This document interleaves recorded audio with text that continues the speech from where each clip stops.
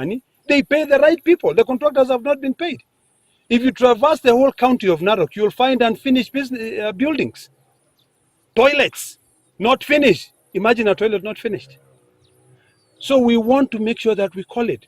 Nowadays, the governor traversed this county of Narok with a helicopter like he's using a boda boda. If he forgets his walking stick or his talking stick, he will get into a chopper and jump in and say, send that chopper to collect for me that stick and bring it back. The controller budget said 451 million shillings were spent here. I want to know. I've written to the governor, given him 21 days, which are lapsing. If he doesn't, I will deal with the governor. This spending, we were told Turkana was 1 billion. Narok is 451. Now I'll deal with my Narok.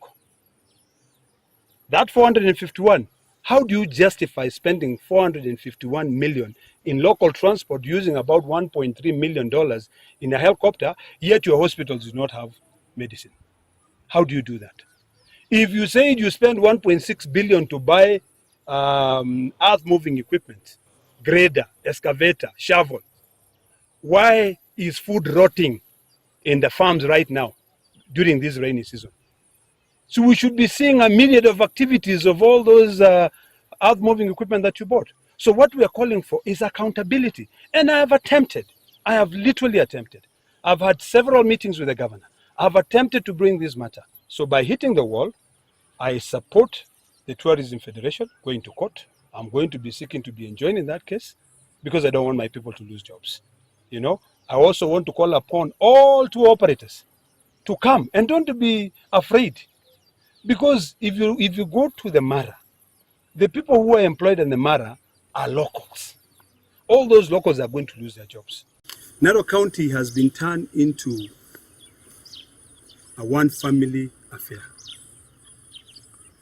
All contracts of Narok County are determined by one family of Olentutu. It is a dynasty versus the community. These are true facts. One company is owned by the father, the other company is owned by the daughter and the son-in-law, the daughter who is also a shareholder of the company owned by the father. This is a company called Field or Farm Engineering in Nairobi. They were given a tender of 1.6 billion to supply earth-moving equipment. I've now written to the governor because when I attempted to stop that, they were able to get their way through from the Public Procurement Oversight Authority. Now we wait for the aftermath.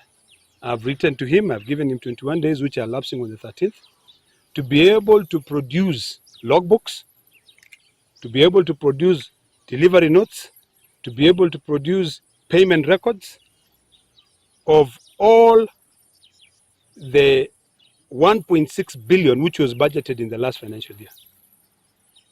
And also to give us a logbook so that my team here, which is led by the Senate Oversight Manager, can be able to go and oversight and see. The auditors do come. They come, they check. But they're human beings.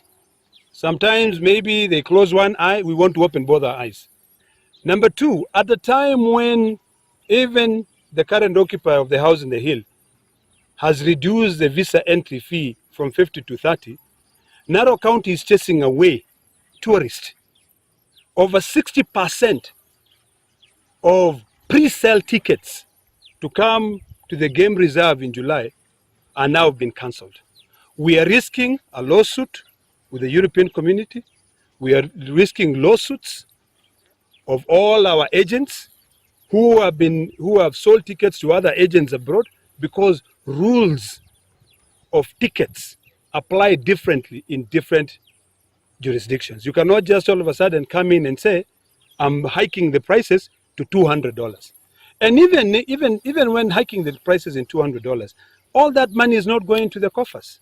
All that money is being diverted. Recently, the CC Finance went and confronted Chief Park Administrator, who allows vehicles to enter. He's able to take that money. We want to stop that nonsense. We want to make sure that we charge what we can be able to charge. There are so many tourists who enter the park and they don't pay park entry fees. That park entry fee, they do pay themselves, but it goes into some people's pockets, which is a fact. It's a known fact. You know, coupled with the fact that now we are increasing the fees You know, it is wrong. There are 46 campsites in the Mara. Nobody knows how those people were located, those camps. They are charging now a bed night fee of $80. In total, the Greater Mara has over 5,000 beds. The Greater Mara, not even the Triangle area. The Greater Mara has over 5,000 beds. So if you're charging $80 and you're saying that I'm charging $80 bed night fee, and I'm charging you $200 to be able to enter the park, and you've not demonstrated, the Tourism Federation has gone to him and said, we are losing clients, we are losing business, but they don't give a hoot in hell. There are 117 campsites along the Mara River which are owned by locals. They are owned by the Maasais. They are owned by Kenyans.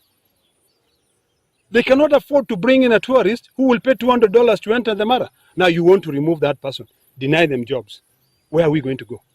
If you do not, if you just come up and you decide to increase fees without public participation, how do you expect people to survive? The Federation were told in a meeting by the governor that if you take us to court, we will remove you from the Mara. Those ones who own these small camps. Is that how you run a county? Recently, I went to court and sought orders to stop another revenue collection company from being awarded a tender, because we already have 5 of them. So what is happening here is mismanagement.